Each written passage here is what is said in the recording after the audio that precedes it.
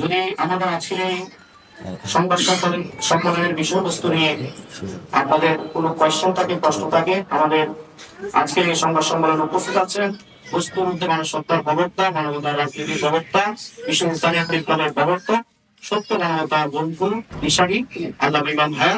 আপনারা প্রশ্ন করতে পারেন এবং উত্তর দিবেন আমাদের চেয়ারম্যান মহোদয়।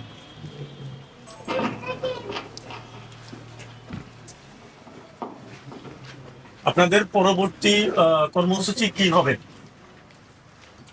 আমাদের পরবর্তী কর্মসূচি গণমানুষের সেবা করা, জাগ্রত করা।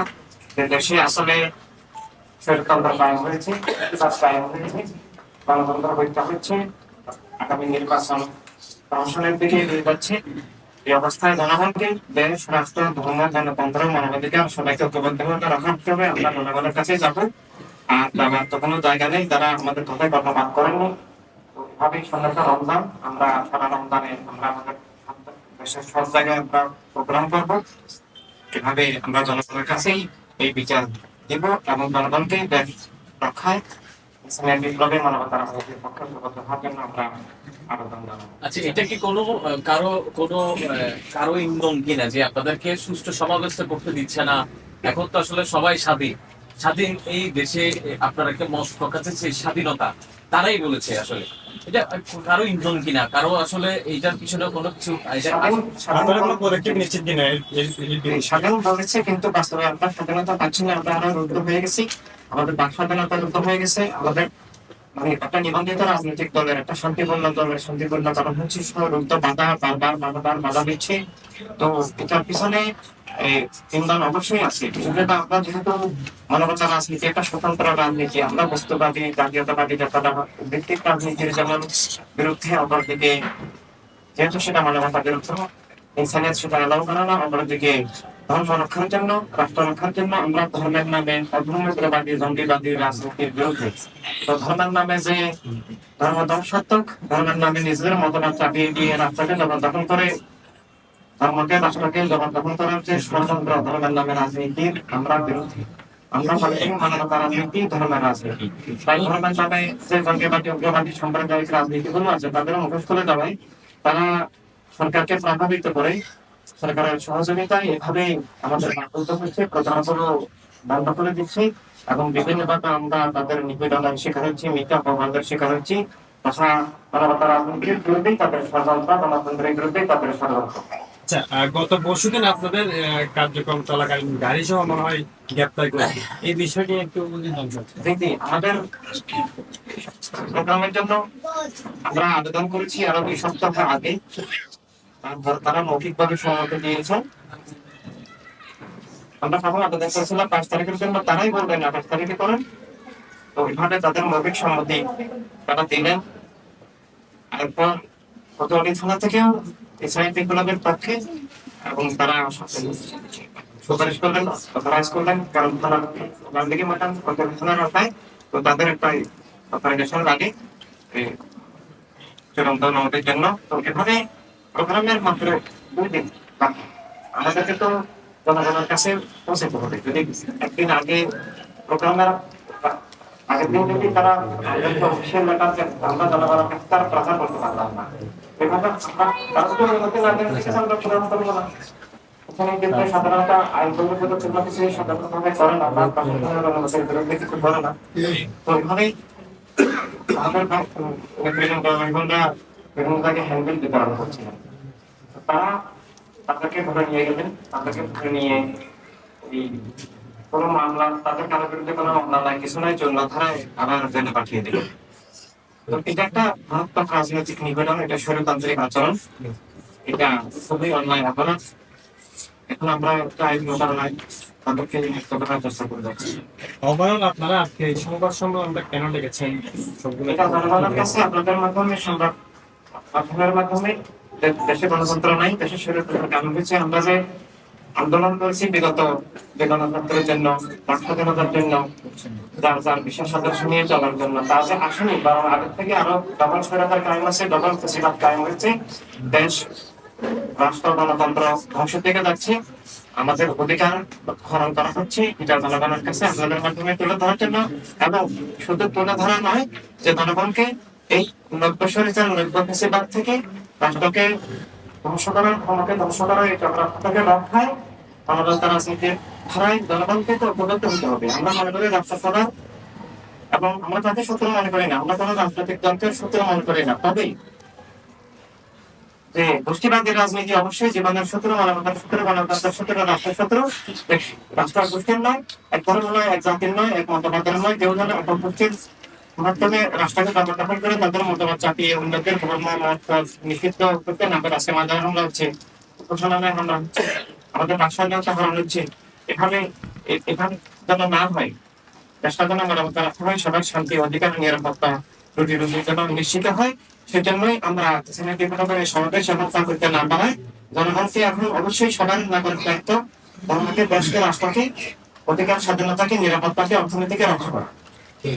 আচ্ছা, এখন তো মনে করেন আপনারা বলছিলেন আসছে নির্বাচনে 300 প্রার্থী দিবেন আপনারা, তো পরিস্থিতি যদি এই হয় যে বলতে চাচ্ছেন মহাসমাবেশগুলো বন্ধ করে দিচ্ছে, অনুমতি দিয়েও তারা বলছে যে অনুমতি আসলে এটা অনুমতি না, অনুমতি আপনারা পাননি, পরিস্থিতি যদি এই হয় তাহলে কি আপনারা নির্বাচনে আপনাদের যাবেন কিনা? সাংগঠনিক কি হবে? পদক্ষেপ থাকবে এই বিষয়গুলো? আমাদের পদক্ষেপ নির্বাচনে যাবেন কিনা? যে জনগণকে আমরা সদা পরামর্শের সাথে যদি প্রশাসনের নির্বাচন হয়, নির্বাচনের নামে গণতন্ত্র হইতে হয়, কোন বিশেষ দলকে ক্ষমতায় এনে দেওয়ার চক্রান্ত হয়, এভাবে রাষ্ট্রকে জবরদখল করা। আর আমাদেরকে যদি অধিকার দেওয়া না হয়, আমরা যদি সব আসলে মানবতা রাজনীতিগুলো দিতে না পারি, জনগণকে আমরা যদি ঐক্যবদ্ধ করার সুযোগ দেওয়া না হয়, আমাদেরকে জনগণের কাছে করতে দেওয়া না হয়, সেক্ষেত্রে আমরা নির্বাচন বয়কট এবং নির্বাচন প্রতিরোধ করবো জনগণকে নিয়ে আদর্শিক।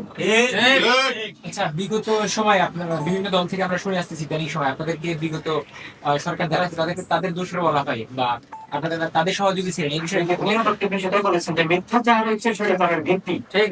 আমরা চ্যালেঞ্জ করছি, একটা বিন্দু মাত্র পরোক্ষ প্রমাণ দিক। অথচ আমরা আগে অটোরিকশার কথা বলেছিলেন, আমরা 15 বছর কন্টিনিউ আসি যারা আছে এদের জন্মের আগে থেকে আমরা রাজনীতি করছি এবং জন্মের আগে থেকে আমরা দেশ রক্ষায় কাজ করছি। আমরা আওয়ামী লীগ সরকারের সময়টা আমরা আমাদের কর্মসূচি ছিল, আমরা সবসময় আদর্শিকভাবে সংগ্রাম করেছি, আমরা আদর্শিকভাবে তাদের অন্যায়ের প্রতিবাদ করেছি, তাদের বিরুদ্ধে আমরা তাদের প্রশাসনের নির্বাচনের বিরুদ্ধে আমরা হাইকোর্টে, সুপ্রিম কোর্টে মামলা করেছি, রিট করেছি, যেন সংসদ ভেঙে সেনাবাহিনীর তত্ত্বাবধানে একটা নিরপেক্ষ স্বাধীন নির্বাচন দেওয়া হয়। আমরা সেটার জন্য আওয়ামী লীগ সরকারের বিরুদ্ধে আইনি লড়াই, রাজনৈতিক লড়াই, জনগণকে নিয়ে আমরা অনেক চেষ্টা করেছি। আর নীতিগতভাবে ইনসানিয়াত বিপ্লব মানে বস্তুবাদী রাজনীতির বিরুদ্ধে, বস্তুবাদী রাজনীতির সমর্থক হলে, বস্তুবাদী মতবাদের সমর্থক হলে কেউ ইনসানিয়াত বিপ্লবের সদস্য হতে পারে না। আমরা বস্তুবাদী মতবাদের অনুসারীকে মানুষ মনে করি না এবং ধর্মের নামে যারা অধর্ম করে না তাদের রাজনীতিকে আমরা ধর্ম বিরোধী, জীবন বিরোধী, মানবতা বিরোধী অপরাধ মনে করি। তাই ইনসানিয়াত বিপ্লব এবং পুষ্টিবাদী রাজনীতির বিরুদ্ধে ইনসানিয়াত বিপ্লবের উদ্যোগ যে আমরা সর্বজনীন মানবতা রাজনীতির বিশ্বাস করি, আমরা মনে করি, আমরা বিশ্বাস করি আমাদের ধর্মের বিশ্বাস এবং নীতিগত মানবিক বিশ্বাস এই যে আমরা ধর্মের পক্ষ থেকে রাষ্ট্রের মালিক সবাই, সব মানুষ, রাষ্ট্র এক ধর্ম, এক জাতি, এক হতে পারে না। বর্তমানে যে রাজনীতি বা রাজনৈতিক দল আছে তাদের নীতি হলে তারা একদলীয় রাষ্ট্র কায়েম করে, একটা গোষ্ঠীর একটা ধর্মের একটা মতবাদের রাষ্ট্র কায়েম করে। আমরা সেখান থেকে উদ্ধার মুক্তির জন্য মানবতা রাজনীতির মধ্যে দিয়ে মানবতা রাষ্ট্র, মানবতার দুনিয়া গড়ে তোলার লক্ষ্যে সংগ্রাম করি। তাই কোন দলের সাথে আমাদের বিন্দু মাত্র মিল যেমন নাই, বিরোধিতা আছে, নৈতিক বিরোধিতা, আদর্শিক বিরোধিতা, এবং তাদের সেগুলোকে আমরা রাজনীতিও স্বীকার করি না। এটা সম্পূর্ণ স্বতন্ত্র নতুন রাজনীতি। দুনিয়াতে হাজার হাজার রাজনৈতিক দল আছে, কিন্তু রাজনীতি আছে কেবল পৃথিবীতে তিনটা। একটা ধর্মের নামে উগ্রবাদী রাজনীতি, আরেকটা বস্তুবাদী জাতীয়তাবাদী রাজনীতি, আরেকটা সমাজতান্ত্রিক রাজনীতি। এই রাজনীতিগুলোর কারণে পৃথিবীতে জনভাবে শোষণ, পাশলতা, দস্যুতা, যুদ্ধ বিগ্রহ চলছে। এই তিনটা রাজনীতি থেকে, শরীর রাজনীতি থেকে মুক্ত করে সর্বজনীন মানবতা রাজনীতির মধ্যে দিয়ে যে রাজনীতি সব মানুষের প্রতিনিধিত্বশীল, সব মানুষের কল্যাণে, সব মানুষের ভালোবাসায়, সব মানুষের মানবিক অধিকার, নাগরিকত্ব রক্ষায়, মানবতা রাষ্ট্র রক্ষার লক্ষ্যে, এটা একটা সম্পূর্ণ নতুন রাজনীতি। তাই এই রাজনীতির সাথে অন্য রাজনীতির আপোষ হয় না। এটা আমরা অন্য রাজনীতিক সমর্থন করার প্রশ্নই আসে না। তারপরে যদি কেউ এই মিথ্যা অপবাদ দেন, আমরা তাদেরকে চ্যালেঞ্জ করছি, প্রমাণ দিন। আমরা হয় আপনি মিথ্যাচারী, আপনি সত্য এবং মানবতার শত্রু, আপনি গণতন্ত্রের শত্রু, আপনি মানুষ নামের যোগ্য না, আপনি অমানুষ। এই যে ইনসানিয়াত বিপ্লবের যে মূল চরিত্র আসলে আপনারা যেটা ধারণ করছেন আসলে এইটা একটু যদি বলতেন সংক্ষেপে। ধন্যবাদ।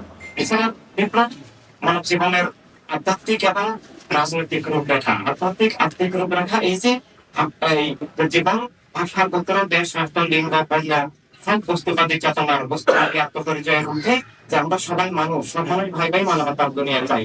আমরা সবাই মানুষ হিসেবে মানুষ বলা, আর এই অস্তিত্বের উৎস হলো দয়াময় স্রষ্টা। স্রষ্টার মানে স্রষ্টার আলোকে অস্তিত্ব, এটা ইনসানিয়তের আধ্যাত্মিক দিক, আত্মিক দিক। যে মানুষ দাবি করতে হলে মানবতা থাকতে হবে, সব স্রষ্টার ভালোবাসার সব মানুষকে ভালোবাসতে হবে, সব মানুষের অধিকার স্বীকার করতে হবে। কেউ খুন যেমন অফিসার করতে পারবে না, কারো অধিকার ছিনিয়ে নিতে পারবে না। অর্থাৎ মানব সত্তা, মানবাধিকার, মানবিক দৃষ্টি, মানবিক চেতনা, মানবিক ভাতৃত্ব গড়ে তোলা, স্রষ্টার ভালোবাসার সব মানুষকে সব সৃষ্টিকে ভালোবাসবে এমন মানবিক মানুষ গড়ে তোলা। এরপর সবার অধিকার কায়েমের জন্য বর্তমান মানবতা বিরোধী, জীবন বিরোধী অপরাজনীতি, স্বৈর রাজনীতি দূর করে দেশব্যাপী মানবতার রাজনীতি প্রবর্তন করে মানবতার রাষ্ট্র, মানবতার দুনিয়া গঠনে ইসলামী বিপ্লবের লক্ষ্য। ধন্যবাদ। আচ্ছা, পরবর্তীতে যে এই ধরনের বাধা সবসময় হচ্ছে, যেমন আপনাদের নিয়ে যাচ্ছে, এই যে সামনে যে এই দিনগুলো আসছে, এখানে কি আপনাদের কোনো পরিকল্পনা আছে কিনা? যে আমরা জনগণকে সজাগ করে জনগণকে নিয়ে সেটা প্রতিরোধ করবো। আমরা সেটার জন্য জনগণকে ঐক্যবদ্ধ করবো, যে জনগণ এটা এটা আমাদের নিজস্ব শুধু দলীয় বিষয় নয়। গণতন্ত্র এটা আমাদের সব মানুষের সন্তানের জন্য প্রয়োজন। নিরাপত্তা, স্বাধীনতা, অধিকার এটা আমাদের সবার জন্য প্রয়োজন, জনগণের প্রতিটি মানুষের জন্য প্রয়োজন, কেবল রাজনৈতিক দলের জন্য নয়। যেমন আজকে খুন খারাপি হচ্ছে, মারাত্মকভাবে অর্থনৈতিক ধ্বংস হচ্ছে, কলকারখানা বন্ধ করে দিচ্ছে। সরকার এসে আমরা আশা করেছিলাম জনগণের নিরাপত্তা রক্ষা করবেন, পক্ষপাত মুক্ত হবেন, সবার অধিকার নিশ্চিত করবেন, একটা গণতান্ত্রিক পরিবেশ তৈরি করে নির্বাচন দিয়ে তারা একটা ঐতিহাসিক একটা সম্মান অর্জন করে জনগণের হাতে ক্ষমতা ছেড়ে দিয়ে যাবেন।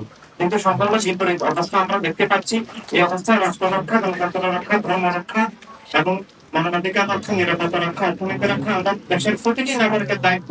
আর সেই দায়িত্বের জন্য আমরা সবাইকে ঐক্যবদ্ধ হবে এই স্বৈরতার, দস্যুতার, দেশ রাষ্ট্র, গণতন্ত্র ধ্বংস করার ষড়যন্ত্রকে আমরা প্রতিরোধ করে দেশ রাষ্ট্র, ধর্ম, জননিরাপত্তা, জীবন আমরা রক্ষা করার জন্য আমাদের সর্বাত্মক দায়িত্ব আমরা পালন করে দেবো।